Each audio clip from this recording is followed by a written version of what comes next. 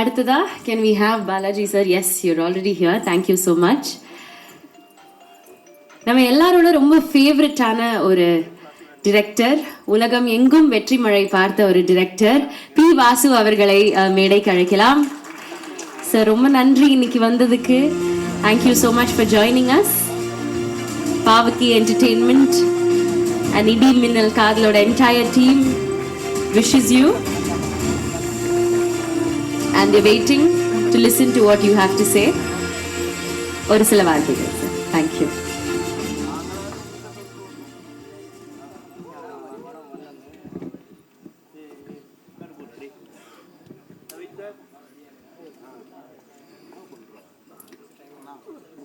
எல்லோருக்கும் வணக்கம்.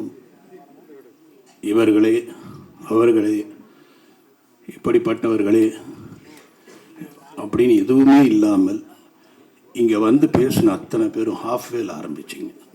அதுவே புதுமை, அதுவே பிரமாதம். ரொம்ப பிடிச்சது எனக்கு அதுவே. அதாவது ஐ திங்க் இந்த படம் வந்து பாலாஜி என்கிட்ட கதையை எதுவும் சொன்னதில்லை. பட் இருந்தால் கூட ஒரு சைக்கலாஜிக்கல் ஃபிலிமாக இருக்கும். ஏன்னா எல்லாருமே சைக்காலஜி பற்றி பேசுகிறீங்க, அவ்வளோ பேரும். அந்த பாதிப்பு உங்ககிட்ட எல்லாருக்கிட்ட இருக்குதுன்னு நினைக்கிறேன். அந்த படத்துடைய அந்த கதையோட அந்த இது வந்து அத்தனை பேருக்கும் அந்த பாதிப்பு இருக்குது. ஸோ எல்லாருமே வந்து ஒரு ரொம்ப அழகாக வாழ்க்கையோட சின்ன வயசுலேயே வாழ்க்கையில் பலதை பார்த்த மாதிரி ஒரு படத்தில் நீங்கள் பட்ட கஷ்டத்தை அத்தனையுமே வந்து ஒரு அனுபவமாக நீங்கள் பேசும் பொழுது எங்களுடைய வளர்ச்சியில் நடந்த அத்தனை விஷயங்களும் எங்களுக்கு ஞாபகம் வந்தது. ஏன்னா என்ன பாலாஜிங்க கூப்பிட்டு டைரக்டராக தான் பேசணும், நீ மாமாவை பேசக்கூடாதுன்னு சொன்னதால் நான் இந்த விஷயத்த சொல்கிறேன். இன்னொரு விஷயம் என்னன்னா, எனக்கு ரொம்ப பிடிச்சது எல்லா பெண்களும், அதாவது கதாநாயகி ஆகட்டும், அந்த இன்னொரு கதாநாயகட்டும், எல்லாருமே தமிழில் பேசினாங்க. அது ரொம்ப பெரிய விஷயம். ஏன்னா நம்ம அது கேட்க மாட்டோம் யூஸ்வலாக. எல்லோரும் தமிழில் பேசினாங்க. அதனால் அதை நான் பாராட்டுறேன். அப்புறம் இருக்கிற எல்லா டெக்னீஷியன்ஸையும் உண்மையிலேயே நான் வந்து ரொம்ப வியப்போடு தான் பார்த்துட்ருக்கேன். அதில் ஸ்பெஷலி மியூசிக் டைரக்டர் ஷியாம் அவர்களை. ஏன்னா ஹி வாஸ் டாக்கிங் அபவுட் ரொம்ப அற்புதமான விஷயத்த சொன்னார். ஒரு படத்தால் ஒரு பாட்டு வந்து ஒரு படத்தை டிஸ்டர்ப் பண்ணிச்சுன்னா அந்த பாட்டை வந்து எடுக்கிறதுல தப்பு இல்லை அப்படின்னு சொன்னார். உதய சார் சொன்ன மாதிரி அதுவும் ஒரு வகையில் நீங்கள் முயற்சி பண்ணியிருக்கலாம். பட் இருந்தாலும் உங்களுடைய டிசிஷனுக்கு அந்த படம் வந்து டெஃபினட்டாக நல்லா இருக்குன்னும் போது I think first time I'm hearing this from a music director. Great, ரொம்ப நல்லா இருக்கு அவங்களுடைய. அதாவது எல்லாமே நீங்கள் வந்து ஒரு மியூசிக் டைரக்டரை மட்டும் பேசலை, அத்தனை டெக்னீஷியனும் உங்களுக்குள்ளே இருக்காம போல இருக்கு. ஒரு ரைட்டர் பற்றி பேசுகிறீங்க, டைரக்டரை பற்றி பேசுகிறீங்க, ஃபோட்டோகிராஃபியை பற்றி பேசுகிறீங்க, ப்ரொடியூசரை பற்றி பேசுகிறீங்க, டிஸ்ட்ரிபியூட்டரை பற்றி பேசுகிறீங்க, எல்லாரையும் பற்றி பேசுகிறீங்க. ஸோ ஐ திங்க் ஏன்னா பிகாஸ் அது உங்களுக்கு இன்னொரு வகையில் நான் நினைக்கிறேன் பல லாங்குவேஜ் பண்ணுறதால அந்த அனுபவம் உங்களுக்கு வந்திருக்குன்னு நினைக்கிறேன். மலையாளம், கன்னடம், தெலுங்கு அதெல்லாம் பண்ணுறதால I think you have gone to it. ரொம்ப அழகான வார்த்தை என்னன்னா, யார் ஹீரோ அப்படின்னு கேட்குறத விட என்ன கதை, யார் ரைட்டர் அப்படின்ற ஒரு விஷயத்த சொல்லும்போது எனக்கெல்லாம் ரொம்ப எழுந்து நின்று கை தட்டுன்னு தோணுச்சு. ஏன்னா அப்படி ஒரு இண்டஸ்ட்ரியெலாம் நம்ம பார்த்துட்ருக்கோம். உதய சொன்ன மாதிரி நாங்கள்லாம் வந்து எங்களுடைய கதையில் நாங்கள் ஹீரோவை தேடி போவோம். உண்மை அது. நான் கடைசி வரைக்கும் சின்னத்தம்பி ஷூட்டிங்கு பிரபு வந்து நடிக்கிற வரைக்கும் பிரபுக்கு அது தெரியாது, என்ன லைன்னு கூட தெரியாது. அதே மாதிரி சத்யராஜ் சார்கிட்ட வந்து ஒரு போலீஸ் ஆஃபீஸர் அப்படின்னு அவர் சில விஷயங்கள் கேட்பாரு. அந்த கேட்டவுடனே அது இப்படி இருந்தால் நல்லா இருக்குமா அப்படின்னா அவர் மட்டும் கொஞ்சம் கதைக்குள்ள டிஸ்கஸ் பண்ணுறக்கூடிய அளவுக்கு வருவார். ரஜினி சார் அதே மாதிரி தான். ஒன்ஸ் ரஜினி சார் கதை கேட்டுட்டாருன்னா அவர் ஒரு குழந்தை தான், டைரக்டர் தான்.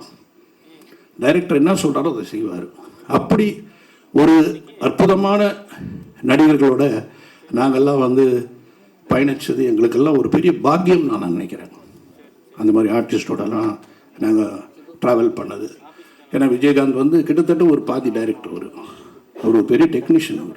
ஆனால் ஒரு நாள் கூட என்கிட்ட அவர் எதுவுமே கேட்டதில்லை. என்ன சொல்லுங்கள் செய்கிறேன் அப்படின்னு போவார். ஆனால் அவ்வளோ கான்ஃபிடென்ட் இருந்தது. அந்த மாதிரி ஒரு டைரக்டர்ஸ் ஆக்டிஸ்டோட நாங்கள்லாம் வந்தது நினைக்கும் பொழுது I think we are gifted for it. But now I am very happy. ஏன்னா நான் முதல் படம் பன்னீர் புஷ்பங்களை அப்படியே பாலாஜி பேசும்போது நினச்சிட்டு இருந்தேன். அன்னைக்கு இப்படி தான் எங்களுக்கு பணம் எங்கேருந்து வருதுன்னு தெரியாது, யார் கொடுக்குறான்னு தெரியாது, எப்படி அந்த படம் எடுத்தோன்னு தெரியாது. ஏன்னா அந்த படம் நான் டைரக்ட் பண்ணும்போது எனக்கு 24 வயசு. எங்கள் அப்பா என்னை படத்துக்கு டைரக்ஷனுக்கு வரவே கூடாதுன்னாரு. வேண்டவே வேண்டாம், டைரக்ஷனுக்கு நான் வர்றேன், ஆக்டராக வரணும்னு ஆசைப்பட்டேன். அதனால் வேண்டவே வேண்டாம். ஏன்னா நான் எம்ஜிஆர் என்டிஆர் மாதிரி ஒரு மிகப்பெரிய நடிகர்களோட ரொம்ப மரியாதையாக என் காலத்தை தள்ளிட்டேன். இங்கே அது எனக்கு தெரியல எப்படி உனக்குன்னு. ஏன்னா சம்பளம் வர தெரியாது, நிரந்தர சம்பளம் கிடையாது, இது எப்போ ஆரம்பிக்குன்னு தெரியாது, எப்போ முடியும்னு தெரியாது. இன்றைக்கி ஆரம்பித்து நாளைக்கே முடியும். அது மாதிரி ஒரு இண்டஸ்ட்ரி வேண்டவே வேண்டான்னாரு. இருந்தாலும் நான் ஒரு தைரியமாக இல்லை நான் இங்கே தான் வருவேன் அப்படின்ற ஒரு நம்பிக்கையில் வந்தேன். பன்னீர் புஷ்பங்கள் அது ஸ்ரீதர் சாரோட 2-3 படம் ஒர்க் பண்ணேன். அப்புறம் பன்னீர் புஷ்பங்கள் படம் கங்கை அமரன் தான். அந்த படத்துக்கு எல்லா விதமான முயற்சியும் செஞ்சு என்னென்னமோ பண்ணி எப்படி அந்த படம் எடுத்தோம் எப்படி முடித்தோன்னு தெரியாது. ஒரு 21 டேஸில் அந்த படத்தை நாங்கள் முடிச்சிட்டோம். அப்போல்லாம் நாங்கள் இந்த மாதிரிலாம் எங்களுக்கெல்லாம் உண்மையிலே தெரியாது. யாருமே நம்ம எப்படி இது முடிஞ்சதெல்லாம் தெரியாது. ஏன்னா எது போகுது ஒரு படத்தில் என் பேர் வந்தால் போதும். பன்னீர் புஷ்பங்கள் பாரதி வாசு அப்படின்னு நாங்கள் 2 பேரும், என்னை பொறுத்த வரைக்கும் ஒரு படத்தில் என் பேர் வந்துடுச்சுப்பா போதும்பா, எல்லாருக்கிட்டையும் சொல்லிக்கலாம் இந்த படம் நான் டைரக்ட் பண்ணிட்டேன். அதுக்கப்புறம் தான் ஒவ்வொன்றா அதுக்கப்புறம் தான் இப்படி போய் அப்படி தான் எங்களுடைய பயணம் நடந்துச்சு. அதே மாதிரி பாலாஜிக்கு அந்த விஷயம் இருக்குது. அதுக்காக தான் என்னை பற்றி அந்த விஷயத்த சொன்னேன். ஏன்னா அவங்க அப்பா மாதவன் உன்னி என்கிட்ட என்ன சொன்னார்னா, ஒரு வாட்டி ஃபோன் பண்ணார். அப்போ நான் ஒரு ஷூட்டிங்கில் இருக்கேன் நைட்டு. ஏன்னா பாலாஜி காலேஜில் நான் தான் சேர்த்தேன் கொண்டு போய் ஜேபிஆர் காலேஜில். அவன் நல்ல டைரக்டர் அப்படின்னு அப்புறம் சொல்கிறேன். But very good student, extraordinary student, ரொம்ப நல்லா படிப்பான். நான் என்னென்னமோ கற்பனை பண்ணேன், அவன் அப்படி ஆகிடுவான் இப்படி ஆகிடுவான். அவங்க அப்பா எனக்கு ஃபோன் பண்ணி சொன்னார், இந்த மாதிரி அவன் டைரக்ஷனுக்கு வரான் வாசு, எனக்கு என்ன சொல்கிறது தெரியல, கொஞ்சம் அட்வைஸ் பண்ணு. அப்போ அவனை கூப்பிட்டு கேட்டேன், என்ன பாலாஜி என்ன நீ ஏன் அப்படி சொல்கிற? இல்லை மாமா கவலைப்படாதீங்க, முயற்சி பண்ணுறேன், அப்படி ஏதாவது தப்பாச்சுன்னா நான் வேறு வேலைக்கு போயிடுவேன். இப்போ சொல்கிறேன், நீ வேறு வேலைக்கு போக மாட்டேன், இங்கே தான் இருக்க. ஏன்னா நான் இந்த படம் பார்க்கல, என் மகன் பார்த்துட்டான். ஒரு நாள் சொன்னான், நான் பாலாஜி படம் பார்த்தேன், அழுதுட்டேன், அவனை கட்டி பிடிச்சிட்டேன் அப்படின்னா. ஏன்னா அவன் அங்கே மறந்துட்டான், இவன் யார் என்றதெல்லாம் மறந்துட்டான். எனக்கு தெரியாது, அவன் பார்த்ததோ இவன் கூப்பிட்டதோ எனக்கு தெரியாது. அவன் பார்த்து என்கிட்ட சொன்னான். அப்போ நினைக்கும்போது நான் பெருமைப்பட்டேன். ஓகே, ஏன்னா எங்களுக்கெல்லாம் என்னென்னா எங்கள் ஃபேமிலி ரொம்ப பெருசுங்க, ரொம்ப பெருசு, பல பேர்.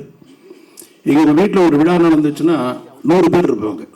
அந்த 100 பேரில் 5 பேர் தான் கெஸ்ட், மீதி 95 பேர் எங்கள் ஆளுங்க தான். அவ்வளோ பெரிய குடும்பம் எங்கள் குடும்பம். அந்த மாதிரி ஒரு குடும்பத்தில் ஒரு கூட்டத்துக்குள்ளே எங்கேயோ ஒரு நிமிஷத்தில் ஹலோ அப்படின்னு சொல்கிற பாலாஜியை தான் நான் பார்த்துருக்கேன். இப்போ அவனே முன்னாடி நின்று எல்லாரையும் வர வச்சு எல்லாரையும் பேசுகிற அளவுக்கு ஒரு இயக்குனராக வளர்ந்து நினைக்கும் பொழுது ஒரு தப்பாக நினைக்காத மாமாவை நான் பெருமைப்படுறேன். ஏன்னா அது இன்னொரு விஷயம் என்னன்னா, இதில் எனக்கு ஒரு மனப்பான்மை இருந்தது இந்த படத்தில். எங்கேயுமே நம்ம தலையிடக்கூடாது, எங்கேயுமே நம்ம நிற்கக்கூடாது. அது எத்தனை பேருக்கு புரியுன்னு தெரியாது. எங்கேயுமே நம்ம போகக்கூடாது, எங்கேயுமே நிற்கக்கூடாது. பாலாஜி என் பேரே சொல்லக்கூடாது. அப்போதான் அதுக்கு ஒரு தனி மரியாதை.